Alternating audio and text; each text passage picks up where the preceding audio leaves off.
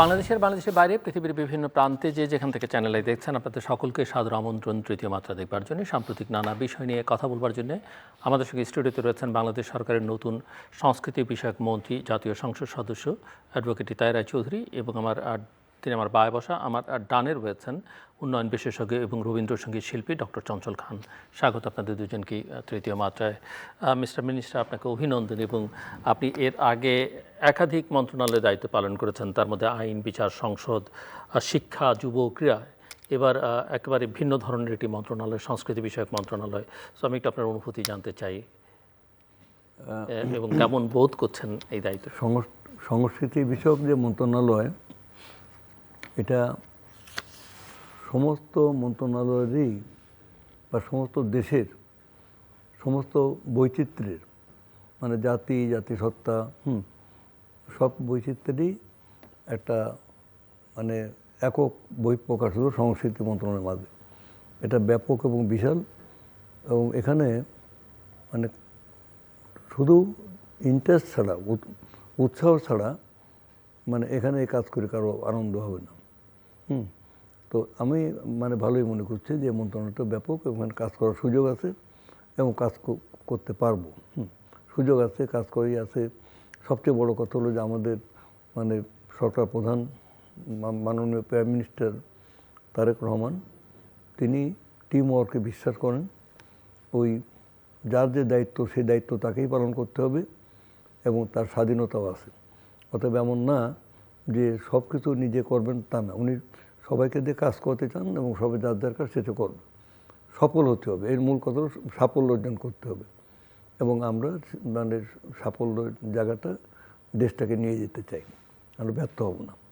এমনি দু একদিন যে অফিস করলেন, কি মনে হচ্ছে কাজের পরিধি এবং ভেতরকার অবস্থা? এখন তো কথা উঠেছে যে এখানে হচ্ছে কি যে মানে কৃষকরা যখন জমি চাষ করে তখন তার যে জোয়ালে গরু জোয়াল টানে, লাঙল টানে, এখন সেটা উপযুক্ত কিনা, মানে অর্থাৎ যাদের নিয়ে কাজটা করব তারা এই কাজের জন্য উপযুক্ত কিনা, এটা আমরা যাচাই বাছাই করে দেখবো আর কি। যে যদি যার যেখানে ইন্টারেস্ট তার সেখানেই থাকা উচিত। তো আমাদের এখানে মানে কেবল 2 দিন আমরা অফিস করেছি, আমরা উপযুক্ত লোক দিয়ে আমরা আমাদের মানে সার্বিক সাফল্যটা আমরা দীর্ঘদিন বাংলাদেশে নির্বাচন হয়নি, বহু বছর পরে প্রকৃত একটা নির্বাচন, যদিও সেটারও ইনক্লুসিভিটি নিয়ে প্রশ্ন আছে, কিন্তু সেখানে আপনাদের কিছু করবার ছিল না। নির্বাচনটা হয়েছে মানে ভালো, বাংলাদেশের ইতিহাসের সবচেয়ে ভালো নির্বাচনগুলোর একটি নির্বাচনের মধ্যে দিয়ে আপনার বিজয়ী হয়েছেন, নতুনভাবে যাত্রা শুরু করলেন, এবং একটা মধ্যপন্থার রাজনৈতিক শক্তি হিসেবে বিএনপি নিজেকে জনমনে প্রতিষ্ঠিত করতে পেরেছে বিগত কয়েক মাসে আমি বলবো। এবং সেই জায়গায় দাঁড়িয়ে গত 17-18 মাসে অভ্যুত্থানের পরবর্তী পরিস্থিতি, মানুষের যে আকাঙ্ক্ষার সঙ্গে সঙ্গতিপূর্ণ অনেক ক্ষেত্রে ছিল না। বিশেষ করে শিল্প, সাহিত্য, সংস্কৃতি, ক্রীড়া, বিভিন্ন ধর্ম, বর্ণ গোষ্ঠীর মানুষ, জাতিগোষ্ঠীর মানুষ যেগুলো আপনি উল্লেখ করলেন, নারীরা সবাই একটা অস্বস্তিকর পরিবেশের মধ্যে, এক ধরনের নিরাপত্তাহীনতার মধ্যে ছিলেন। সেখানে আপনাদের এই সরকার গঠন এবং যাত্রা তাদেরকে নিশ্চয়ই সাহস এবং শক্তি যোগাচ্ছে। কিন্তু এই যে পেছনের 17-18 মাস যে পরিস্থিতির মধ্যে দিয়ে বাংলাদেশ গেল, সেখান থেকে আসলে এই ঘুরে দাঁড়ানোটা কতখানি নিশ্চিত করতে পারবেন বলে, কত দ্রুত সবার মনে আস্থা ফিরিয়ে দিতে পারবেন বলে মনে হয়? আমরা একটা ধ্বংসস্তূপের দাঁড়ায় আমরা জীবনের গান গাইতে চাই। বর্তমানে বাংলাদেশের 18 বছরে সব সাইড সব কিছু ধ্বংস করে দিয়ে গেছে। 18 বছরে দেশের মূল শক্তি হলো দেশের অর্থনীতি হলো বুনিয়াদী কাঠামো। অর্থনীতির মধ্যে যে পুঁজি, ক্যাপিটাল যেটা, এই পুঁজির ক্যারেক্টারটা নির্ধারণ করে যে সমাজের চরিত্রটা কেমন হবে।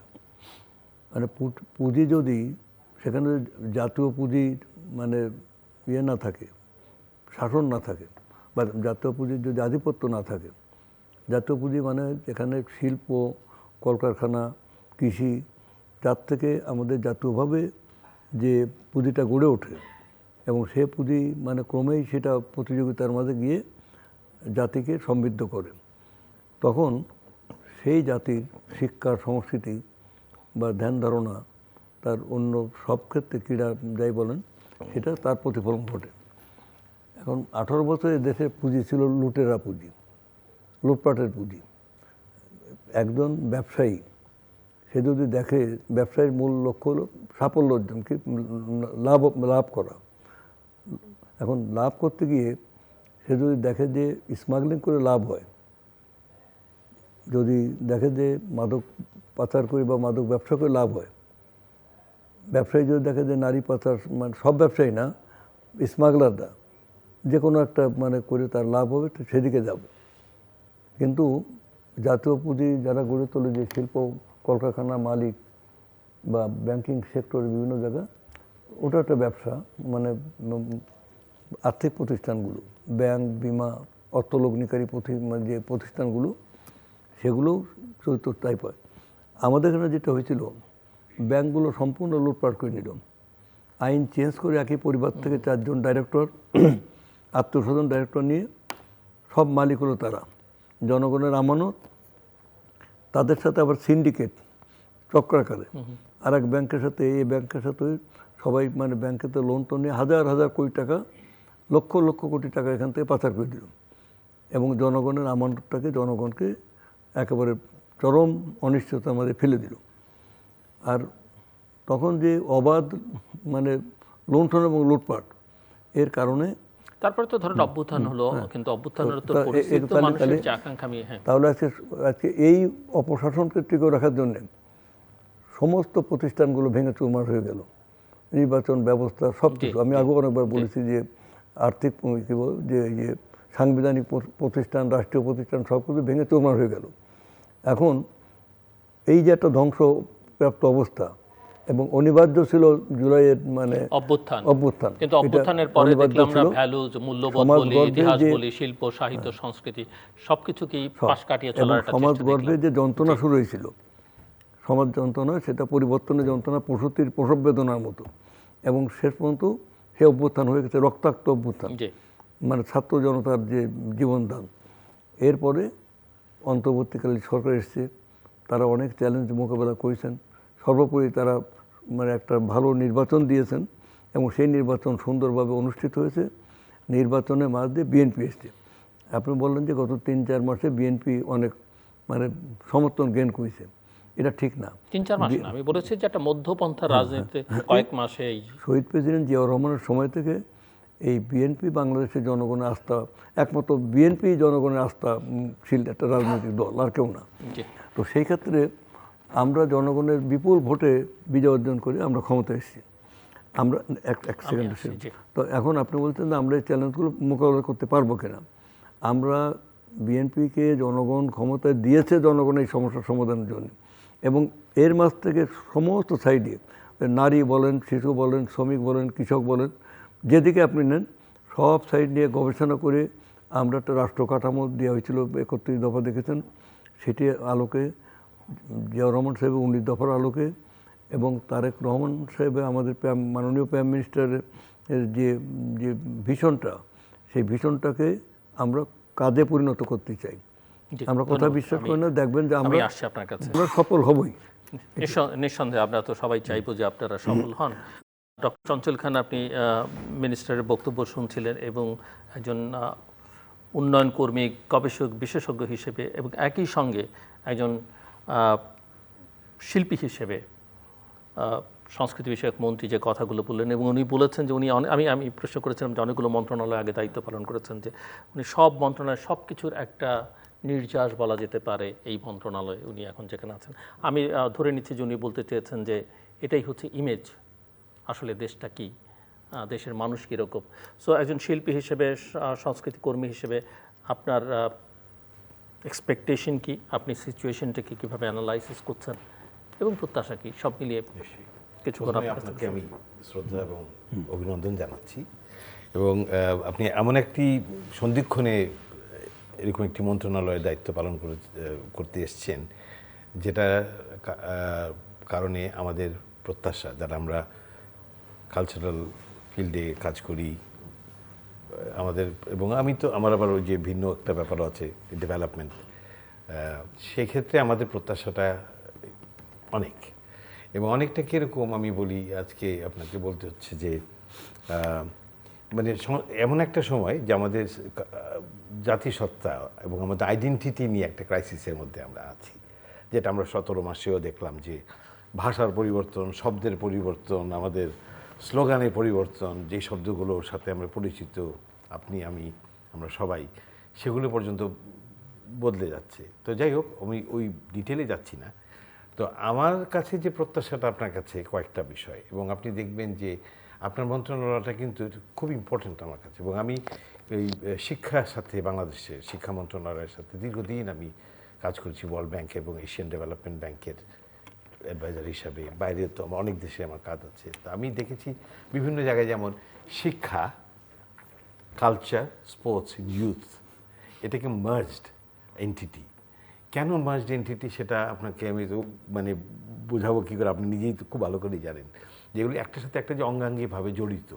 হ্যাঁ, এবং সেই ক্ষেত্রে আপনার কাছে আমাদের যে প্রত্যাশাটা থাকবে, এক হচ্ছে বেশ কিছু রিফর্মের ব্যাপার আছে, এবং আপনার মন্ত্রণালয়ের অধীনে কয়েকটা প্রতিষ্ঠান আছে যে প্রতিষ্ঠান নিয়ে আমরা খুবই উদ্বিগ্ন, চিন্তিত। আমার কথা বলি না কেন, এটা অবশ্য ব্যক্তিগত বিষয় হয়ে যায়, তবু বলতে হয় আমার মতো অনেকেই বিগত সময়েও, আমি তো 11 বছর একবার গেছি শিল্পকলা একাডেমিতে।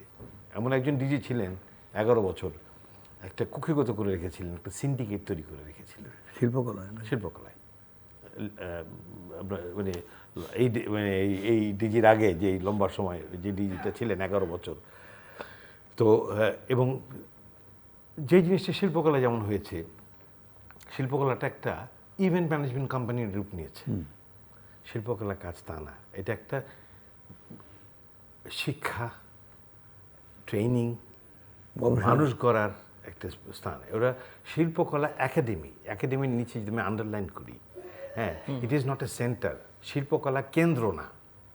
কিন্তু ওরা যেটা করতো, এবং এটা তো অর্থনৈতিক লেনদেনটাও খুব শক্ত হতো, তো এই জন্যই আর কি অনুষ্ঠানের পর অনুষ্ঠান, বিভিন্ন রকম অনুষ্ঠান, বাইরে ভিতরে অনুষ্ঠান, 64টা জেলায় বিভিন্ন জায়গায় যেখানে প্রশিক্ষণটা হবে মেইন, সেই জায়গা থেকে ওরা চলে এসেছিল দূরে। হ্যাঁ, এবং কোনো ওই মূল্যায়ন, যেটা ইভ্যালুয়েশনটা, যে আচ্ছা আমি যে ট্রেনিংটা দেবো বা দিচ্ছি বা এই অনুষ্ঠানটা হচ্ছে, আমি সবসময় বলি, আমি পড়াতে গেলেও বলি যে you must answer a question in evaluation, so what. আমি এতগুলো অনুষ্ঠান করেছি, ভালো করেছেন আপনি, বাট সো হোয়াট। এই সো হোয়াটের আনসারটা যখন আমি খুঁজতে যাব, তখন আমি দেখবো যে এটার যে ইম্প্যাক্টটা কী, যে আমি কি মানুষ গড়তে পেরেছি, আমি কিছু করতে পেরেছি, আমি এই যে প্রশিক্ষণের মাধ্যমে আমি কি শিল্পী তৈরি করতে পেরেছি, তা হয়নি। এখানে হচ্ছে এটা কুক্ষিগত করা, তার নিজে কিছু সিন্ডিকেট দিয়ে অনুষ্ঠানগুলো পরিচালনা করা দেশব্যাপী, এটাই হয়েছিল কাজ। একইভাবে ধরেন বাংলা একাডেমি, বইমেলাটা কি ভাবতে হবে, বইমেলা কি বাংলা একাডেমির কাজ? বাংলা একাডেমি তো রিসার্চ, লেখক তৈরি করা, সাহিত্যিক তৈরি করা, কবি তৈরি করা, গবেষক তৈরি করা কাজ। এটা করতে পারে আপনার আমাদের জাতীয় গ্রন্থকেন্দ্র।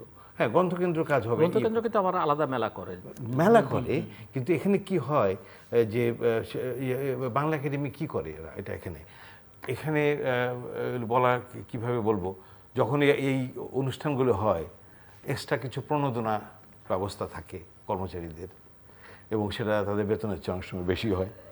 এগুলো করতে এক ধরনের ব্যবসার ব্যাপারটা এসে যায়। তা আপনি যে কথাগুলো একটু আগে বললেন যে আমাদের জাতীয় পুঁজিটাই আমরা হারিয়ে ফেলেছিলাম। সংস্কৃতি কিন্তু আমাদের জাতীয় পুঁজির একটি মূল অংশ আমি মনে করি, এবং আপনার মন্ত্রণালয়ের যে মানে যে কাজটা, যে ব্যাপকতাটা এবং যে ভারটা, সেটাকে করতে গেলে বেশ কিছু রিফর্ম করতে হবে। রিফর্মের মধ্যে একটা ধরে আমাদের ন্যাশনাল একটা কালচারাল পলিসি ছিল 2006 সালের, এটাকে আবার একটু দেখা যেতে পারে। আপনি ছোট্ট একটা কমিটি করেন যারা পলিসি নিয়ে কাজ করে, সময় দেবেন আপনি 3 সপ্তাহ, এর বেশি না, যে look at the policy and see if this policy still relevant or not. তারপরে একটা ল ছিল, একটা ন্যাশনাল কালচারাল হেরিটেজ ল, এই লটাকে আবার দেখা হতে পারে। এই কতগুলো মৌলিক প্রতিষ্ঠানের কাঠামোগত কিছু পরিবর্তনের খুবই প্রয়োজন আছে বলে আমরা মনে করি। আপনি এইদিকে যদি প্রথমে নজর দেন, অনুষ্ঠানের ব্যাপারটা পরে আসুক। এবং আরেকটা জিনিস বলছি আমি, সেটা হচ্ছে যে ওই আপনি দেখবেন প্রচুর লোক আপনাকে বলবে যে বলবে যে আমাদের ভাতা বৃদ্ধি করো, অমুক বৃদ্ধি করো, তমুক বৃদ্ধি করো, খুব সঠিক কথা। শিল্পীদের, যন্ত্রীদের সম্মানী খুবই কম, সবই ঠিক আছে। এইটা করতে একটা নতুন করে তো আপনি ভাবনা আসতেই পারে আপনাদের মধ্যে। আরেকটা হচ্ছে ন্যাশনাল যে সোশ্যাল সিকিউরিটি স্কিম আছে আমাদের, ন্যাশনাল সোশ্যাল সিকিউরিটি স্কিমের সাথে ইন্টিগ্রেট করা যেতে পারে। যে স্কিমে তো অনেক রকম ভাতা হয়, এইটাকেও যদি ওইটার মধ্যে নিয়ে যাওয়া যায় তাহলে এটা আলাদাভাবে আপনি কিছু করলেন না, এটা একটা জাতীয় পর্যায়ে যে national social safety net, social security যে স্কিম, তার মধ্যে এটা এসে গেল এবং আসাটাই খুবই স্বাভাবিক। তো বেশ কিছু রিফর্ম আপনার মন্ত্রণালয়, আমি একটা ছোট্ট একটা এক্সাম্পল দিয়ে শেষ করছি। আপনি দেখবেন বিভিন্ন মন্ত্রণালয়ের যে ইয়েগুলো আছে, ডেভেলপমেন্ট প্রজেক্টসগুলো আছে, অনেকগুলো তো loan project, world bank, ADB, এটা সেটার বায়োলেটারাল ডোনার, মাল্টিল্যাটারাল ডোনারদের আছে। লোন আপনাকে নিতে হবে না, ছোট ছোট কিছু স্কিম আপনি নিতে পারেন যেটা অনেক ডোনাররা এগিয়ে আসবে। আমি নিজে তো ওদের জন্য ডিজাইনও করি, এরকম সাহায্য আমি যদি চান কখনো কোনো সাহায্য লাগে, যদি মোর দেন হ্যাপি, পয়সার বিনিময় না, এভাবেই করব। সেটা হচ্ছে যে ছোট ছোট কিছু স্কিম, ইউনেস্কোর ফান্ডিং বলেন আপনি, তারপরে মাল্টিল্যাটারাল ডোনারদের ফান্ডিং, বায়োল্যাটারাল ফান্ডিং, কারণ ডেভেলপমেন্টের সাথে সংস্কৃতির, ডেভেলপমেন্টের সাথে কালচার, ডেভেলপমেন্টের সাথে স্পোর্টস, এইটা এখনও বিশ্বের সব জায়গাতেই ইন্টিগ্রেটেড হয়ে আছে। তো এই ধরনের কিছু প্রজেক্ট আপনি নিতে পারেন, যেটা করে আপনার যে অবকাঠামোগত পরিবর্তনের বাইরেও, যে স্ট্রাকচারাল চেঞ্জের বাইরেও, মানে আপনি বলছি যে আপনার স্ট্রাকচার বলতে আমি অবকাঠামো বোঝাচ্ছি না, ভিতরে যে আপনার অবকাঠামো যেটা আছে, যেটা যে রিফর্মের যে ব্যাপারটা আছে, যেটা সেই রিফর্মগুলি কিছুটা আসতেই পারে। শিল্পকলা একাডেমির রিফর্ম, বাংলা একাডেমির রিফর্ম, লাইব্রেরির রিফর্ম, তা মিউজিয়ামগুলোর রিফর্ম, ওদের পরিষদ, আর পরিষদগুলো যে গঠন করা হয়েছে, আপনি এটা একটু দেখবেন, শিল্পকলা একাডেমির পরিষদটা যেরকম যেভাবে আছে, এগুলোকে নতুনভাবে একটু সাজানোর মনে হয় একটু দরকার আছে এখন, কারণ ওরা যেন পলিসি ডিরেকশনটা দিতে পারে, অনুষ্ঠানের ডিরেকশন না। আমরা অনুষ্ঠান চাই না, আমরা ইভেন্ট ম্যানেজমেন্ট চাই না, আমরা চাই সংস্কৃতিটা যেন সংস্কৃতি জায়গায় থাকে, কারণ আমাদের স্বাধীনতার ভিত্তি হচ্ছে আমাদের এই সংস্কৃতি, বাঙালি সংস্কৃতি। মিনিস্টার শুনছিলেন আপনি? তো না, খুব মানে গুরুত্বপূর্ণ কথা আর কি। আমরা ঠিকই আপনি বলেছেন, এবং এইসব নিয়ে আমরা ভাবছি আর কি। গতকালই আমরা আমাদের সংস্কৃতির নীতিমালা যে পলিসি আর কি, এই নীতিমালা আগামী 3 মাসের মধ্যে, মানে আমরা 3 সপ্তাহের মধ্যে, আমি এক্স্যাক্টলি 3 সপ্তাহ বললাম, 3 সপ্তাহের মধ্যে আমরা নীতিমালাটা নিয়ে ঠিক করতে চাই। 3 সপ্তাহে নির্দেশ দেওয়া হয়ে গেছে কালকে, এবং আগে কী কী নীতিমালা ছিল সেটা দেখা, নতুন করে কী করা যায়। তো এটা আমরা কাজ করব। আর এই যে ছোটো ছোটো যে ইয়েটা প্রজেক্টটা, আর ইভেন্ট ম্যানেজমেন্ট 100 টাইমস শিল্পকলা একাডেমিতে খেয়াল করে দেখলাম, যদিও আমার মুখ দিয়ে বলাটা আগেই কমেন্ট পাস করা ঠিক না, আপনি যেটা বলেছেন এটা আমি দেখবো আর কি। তবে সেখানে মূল কাজ তো হলো, একাডেমির মূল কাজ তো হলো গবেষণা এবং ট্রেনিং, মানে শুধু নাটকের অভিনয় তো নয়, নাট্য মানে আন্দোলন গড়ে তোলা, নাটককে মানুষের মাঝে নিয়ে যাওয়া, সঙ্গীতকে জনগণের সাথে সম্পৃক্ত, গবেষণা এবং প্রশিক্ষণ নাকি, এবং এইটাকে ওই যে অপসংস্কৃতি রোধ করার ক্ষেত্রে নাটক, চলচ্চিত্র, তারপর আপনার যে সঙ্গীত বা অন্য অন্য মাধ্যমগুলো মানে অপরিসীম দায়িত্ব পালন করতে পারে, ভূমিকা রাখতে পারে, অপরিসীম ভূমিকা। একটা যুবককে যদি আমি খেলার মাঠে নিয়ে আসতে পারি এবং সেখানে যদি সে মানে আনন্দ পায়, তাহলে সে তো আর ওই গাদা নিয়ে বসে থাকবে না, মানে অন্য কিছু করবে না। এই জন্যে আপনার ক্রীড়া এবং সংস্কৃতি এবং শিক্ষা প্রতিষ্ঠানগুলো, শিক্ষা এটার সমন্বিত ব্যাপার, যে এটা তো হিউম্যান রিসোর্স ডেভেলপমেন্ট মিনিস্ট্রি যেগুলো অন্য দেশে বলে, সেখানে আপনার শিক্ষা, সংস্কৃতি, ক্রীড়া একসাথেই বললাম আমি করা হয়। এইটি একটা জাতি গঠনের মূল শক্তি। একদম। একটা কথা বলছিলাম যে মাননীয় মন্ত্রী মহোদয়, যে ওই আমাদের শিক্ষা মন্ত্রণালয়ের যে কারিকুলাম ডেভেলপমেন্টের ব্যাপারটা এসেছিল, আমরা বলছিলাম বারবার যে গান, তার সাথে আবৃত্তি, তার সাথে আর্ট, এটা যেন কম্পালসারি যেন করা হয়। সবাইকে শিল্পী হতে হবে না, বা সব বাচ্চারা শিল্পী হবে না, সম্ভব না। এটা বাইরের ছেলেমেয়েরা যখন পড়ছে, আমার সন্তানরা যখন বাইরে পড়েছে, যখন স্কুলে, ইটস কম্পালসারি, মানে এটা আর্ট, মিউজিক, এটা এই জিনিসটা কিন্তু আমাদের আমরা করতে ছেলে পারি মেয়েদের বাইরে পাঠানো তো দরকার নেই। না। আমি বলছি এখানে কিন্তু মানে ওই অন্য দেশ থেকে Curriculum-এর ভালো অংশ। শিক্ষা দেওয়া যায়। জি। তবে আমরা পারবো, মানে 100% আশাবাদী। এই আশার জন্ম হয়েছে আমাদের সংসদ নেতার, তার যে বর্তমান তার যে ইয়েটা, কথাবার্তা ভীষণটা, এবং রাত দিন কাজ করার যে প্রবণতা, রাত দিন, এটা থেকে আমাদের মনে হয়। একটা বিষয় যে আমরা আমরা রাজনৈতিক কিন্তু আজকে শনিবারও অফিস করেছি, জি গতকাল শুক্রবার মানে অফিসে গেছি, ব্যস্ত ছিলাম, এবং এখন মনে হচ্ছে না যে ওই দিন আর রাতের মধ্যে পার্থক্য মনে হচ্ছে না, যে আমরা কাজ করতে চাই। আর আরেকটা বিষয় হচ্ছে যে বাংলাদেশের রাজনৈতিক দলগুলো যখনই ক্ষমতা থেকে একটা পলিটিসাইজেশন, এটা বাংলাদেশের বড় সমস্যা, রাজনীতিকরণ, এবং এমনকি শিল্প, সাহিত্য, সংস্কৃতি, একেবারে। খেলাধুলার মধ্যেও রাজনীতির প্রভাব আমরা দেখেছি। এবং এমনকি অন্তর্বর্তীকালীন সরকারের সময় আমরা দেখলাম, যেমন আমরা এবার বিশ্বকাপ খেলা থেকেই সরে গেলাম, একেবারে। জাস্ট রাজনৈতিক সিদ্ধান্ত, এটা খেলোয়াড়দের সিদ্ধান্ত না, ক্রিকেট বোর্ডের সিদ্ধান্ত না। সো এই জায়গায় আপনারা কি যে নিঃসন্দেহে আপনাদের অনেক দলের নেতাকর্মী বা সমর্থক শিল্পী, সাহিত্যিক, খেলোয়াড় আছে বা সংস্কৃতি কর্মী আছে, যারা হয়তো চাইবে যে আমরা তো বঞ্চিত হয়েছি 16, 17, 18 বছরে, আমাদের তো জায়গা করে দিতে হবে, কিন্তু সব জায়গায় মেধা না দলীয় ওটাও পরিচয়, সংস্কৃতি, ওটাকে আমরা চেঞ্জ করে আনবো। মেধা না দলীয় পরিচয়, যোগ্যতা না দলীয় পরিচয়, সেই জায়গায় কোনো ডিরেকশন প্রধানমন্ত্রী আপনাদের দিয়েছেন বা আপনারা নিজেরা ঠিক প্রধানমন্ত্রী যেটা চান আর কি, যে ছাত্রদের শিক্ষা প্রতিষ্ঠান থাকতে হবে, শিক্ষা প্রতিষ্ঠানকে তাদের কাছে মানে লোভনীয় করে তুলতে হবে, সেটাকে তারা, সেখানে তার জীবনের স্বাদ খুঁজে পাবে। অতএব শিক্ষা প্রতিষ্ঠানে ওই যে আমাদের চঞ্চল খান যেটা বললেন, যে শিক্ষা প্রতিষ্ঠানে সেখানে আপনার মানে আবৃত্তি, গান, মানে মানে সংস্কৃতি, সেখানে আপনার ওই ক্রীড়া, সেখানে আপনার প্রতিযোগিতা, অতএব সেখানেই ছুটে যাবে সবসময়। একদম। তাহলে ওই ছেলেদের যদি এগুলো না থাকে, তারা অন্য জায়গায় করবে, পড়াশোনা করতে যদি না হয়, তারা ওই রাজনীতিতে খুঁজে বেড়াবে। এই টোটালটা হলো পলিসি ডিসিশনের ব্যাপার। তা টোটাল পলিসিটাই হবে আমাদের নতুন করে একটা, আমি বলছি যেটা, যে আমরা যে ধ্বংসস্তূপের থেকে, এই রবীন্দ্রনাথের কবিতা আছে যে ওই নতুনের কেতনোড়ে কালবৈশাখী ঝড়, তোরা সব জয়ধ্বনি কর, জয়ধ্বনি কর, মানে কালবৈশাখী ঝড়ে সব ভেঙে তছনছ করে ফেলছে। রবীন্দ্রনাথ ওর মাছ থেকে জয়ধ্বনি, মানে তোরা সব জয়ধ্বনি কর, কারণ ওইটা নতুনের কেতনোড়ে, পুরন ভেঙে যাচ্ছে, নতুনের জন্ম হচ্ছে। আমরা সেই নতুন শক্তিকে নিয়ে রাষ্ট্র ক্ষমতা পরিচালনায় দায়িত্ববোধ করেছি। সেই জন্য আপনাদের আমরাই পারবো।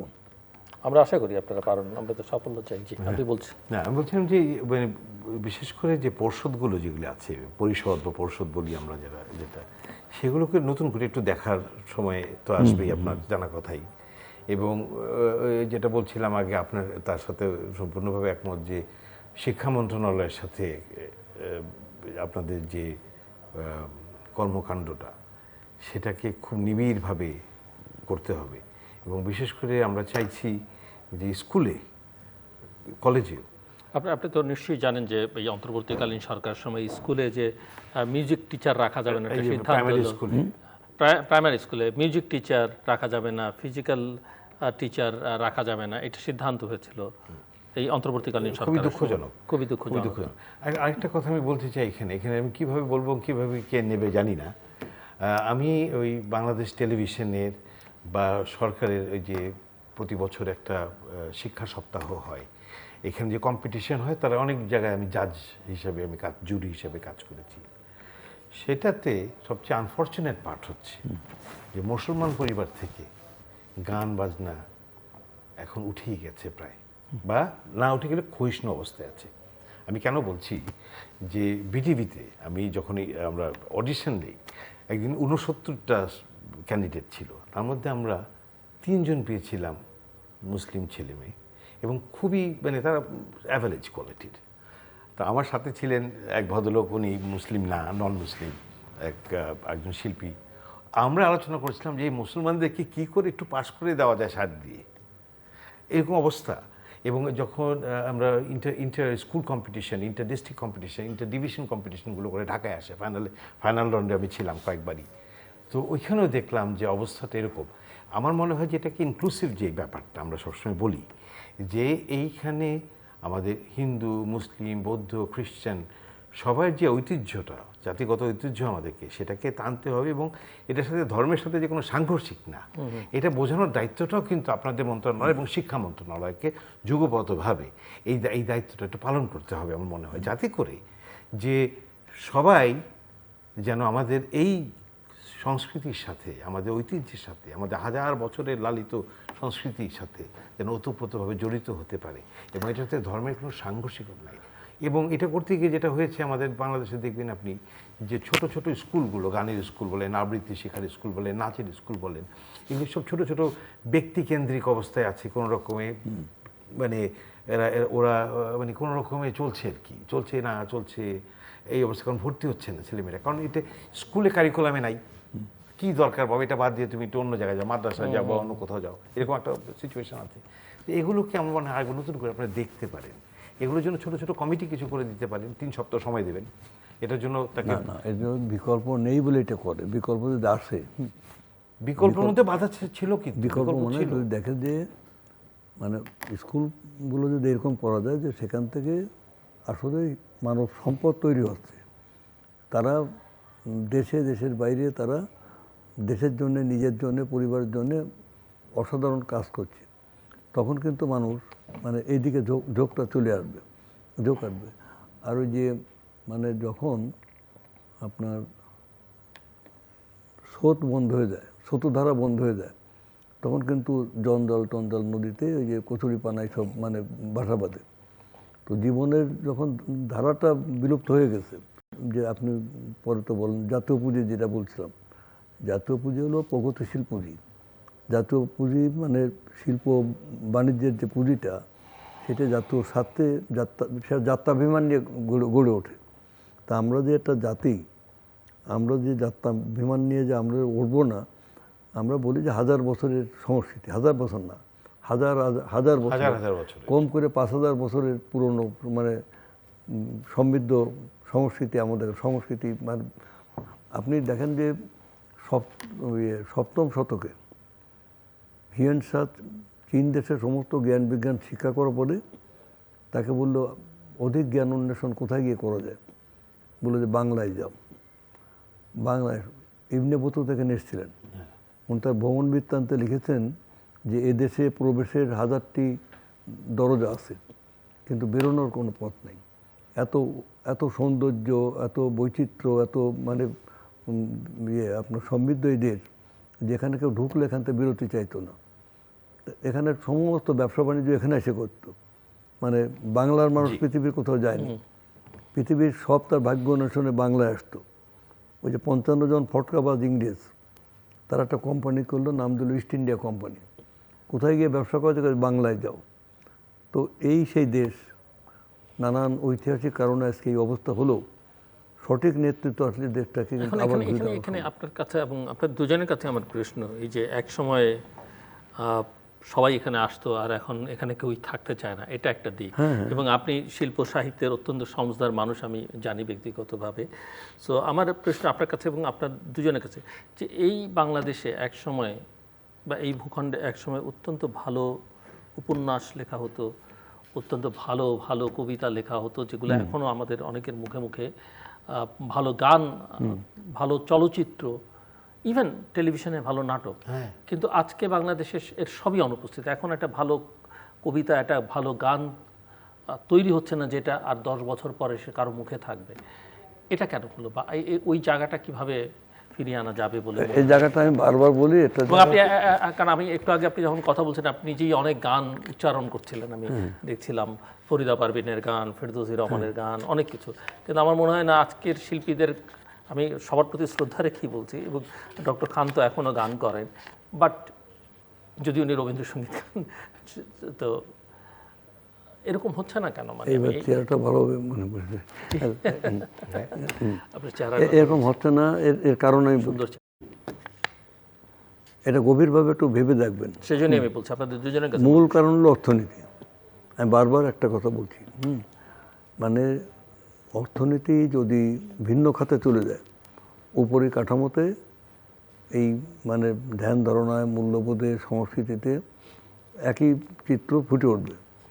কারণ আপনি অবস্থাটা চিন্তা করে দেখেন, এই যে গত দীর্ঘদিন যাবৎ এখানে নতুন কোনো ইন্ডাস্ট্রি গড়ে ওঠেনি, শিল্প গড়ে ওঠেনি, কোনো পুঁজি হয়নি, সব বিদেশি পণ্য এবং পুঁজি, মৃগয়া ক্ষেত্র, এখানে সব বিদেশি পণ্য পুঁজি।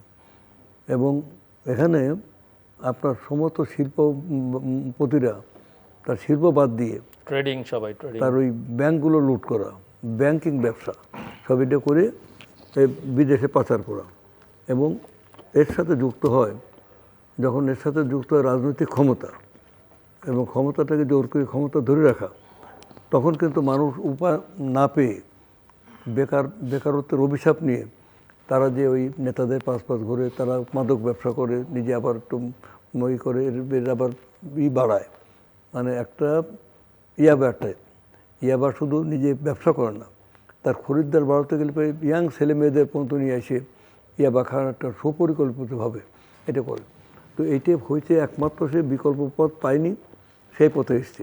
সে বিকল্পটা দিতে হবে। তাহলে অর্থনীতি বুনিয়াদী কাঠামোতে অর্থনীতি নির্ধারণ করে সেই সমাজের সংস্কৃতি কেমন হবে, শিক্ষা ব্যবস্থা কেমন হবে, মানুষের জীবনযাত্রা কেমন হবে, এইটা অর্থনীতি করে।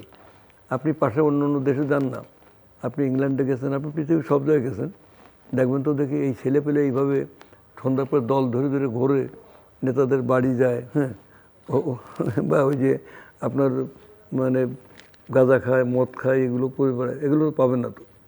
ইংল্যান্ডে বারে ঢুকে দেখেন, ইউরোপে দেখেন, ইভেন এই যে আশেপাশের দেশগুলোতে দেখেন, হ্যাঁ, সেখানে দেখবেন যে সন্ধ্যার পরে কোনো ইয়াং ছেলে পেলে বারে পাবেন না।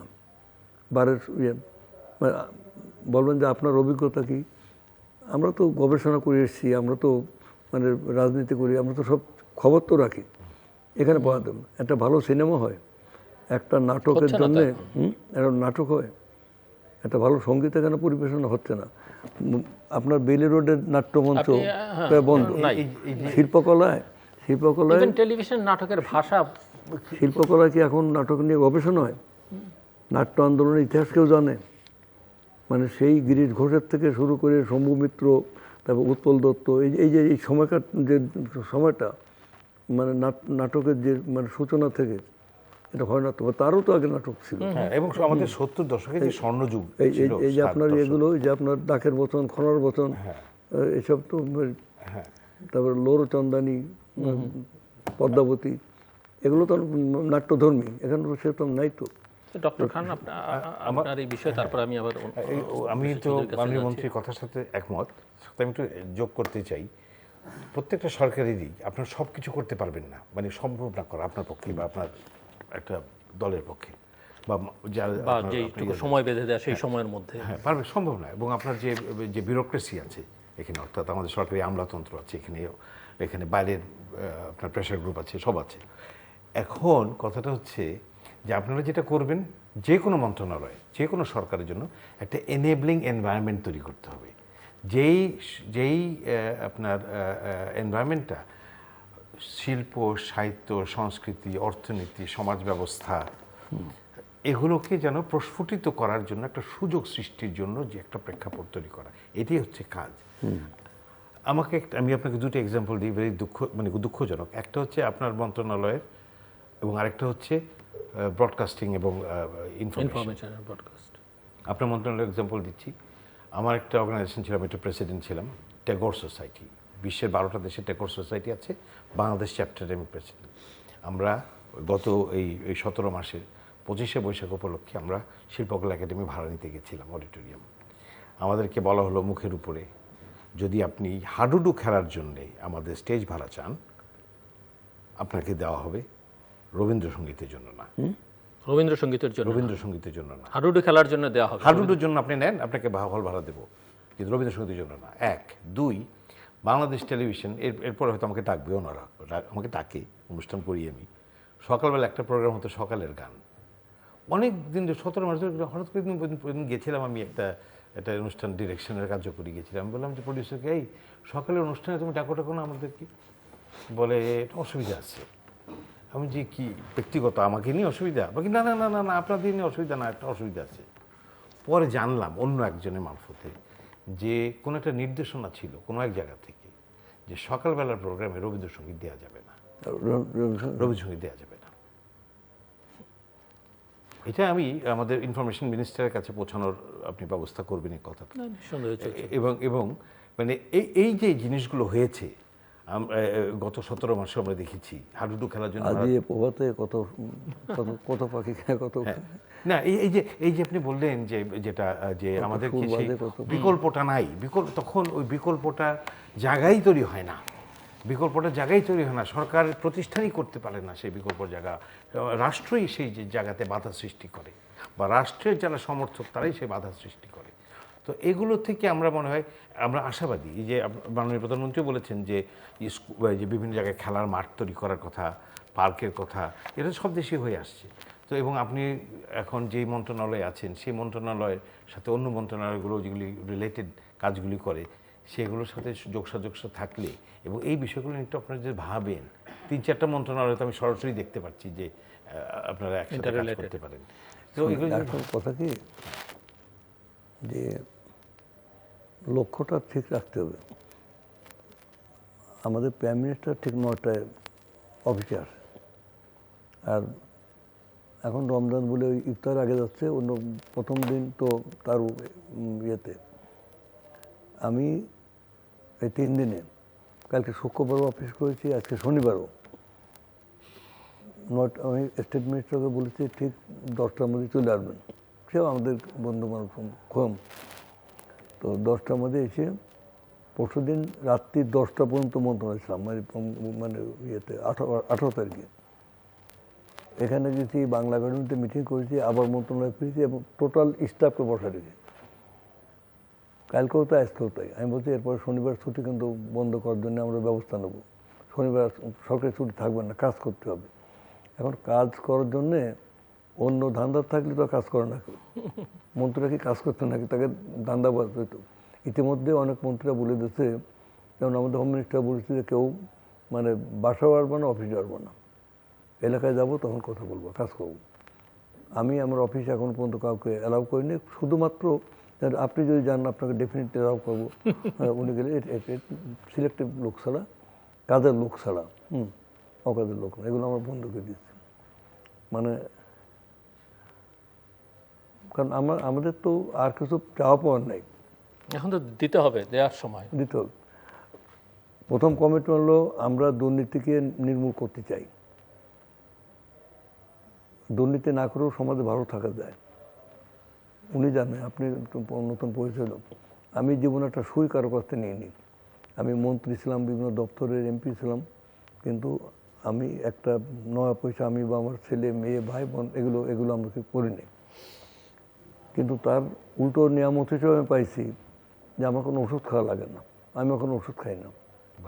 আমি ছেলে মেয়েগুলো মানুষ হয়েছি, তারা সবই ব্রিলিয়ান্ট, সবাই ব্রিলিয়ান্ট, এবং ভাই বোনগুলোও সেরকম হয়েছে। আমি বড়, আমার মানে সেই জন্যে ভালো থাকতে গেলে আমার ঢাকা শহর মানে বাড়ি নেই, এখনও বাসা ভাড়া করে থাকি, এবং সরকারি বাড়ি পেলে ওই বাড়ি ছেড়ে ওখানে দিয়ে উঠবো।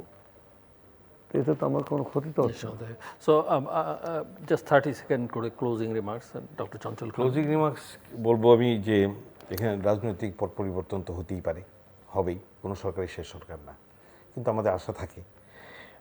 কিন্তু সংস্কৃতি যেটা, এটা হয় দীর্ঘস্থায়ী একটা ব্যাপার, এবং যদি প্রাতিষ্ঠানিক ভিত্তি শক্তিশালী করা যায়, যেটা আমরা একটু আগে বলছিলাম, বিভিন্ন জায়গায় রিফর্মের কাজগুলো করা যায়, এর সুফল সরকার পরিবর্তনের পরেও এটা জাতির সম্পদ হয়ে থাকবে। আপনি বলেছিলেন যে জাতীয় পুঁজি, এই পুঁজি হয়ে থাকবে, এবং আমরা আপনার কাছে সেই পুঁজিটারই আশা করছি, এবং আপনাদের মন্ত্রণালয়ের সাথে যেন আমরাও কাজ করতে পারি, সেই সুযোগ যদি কখনো আসে আমরা কাজ করব।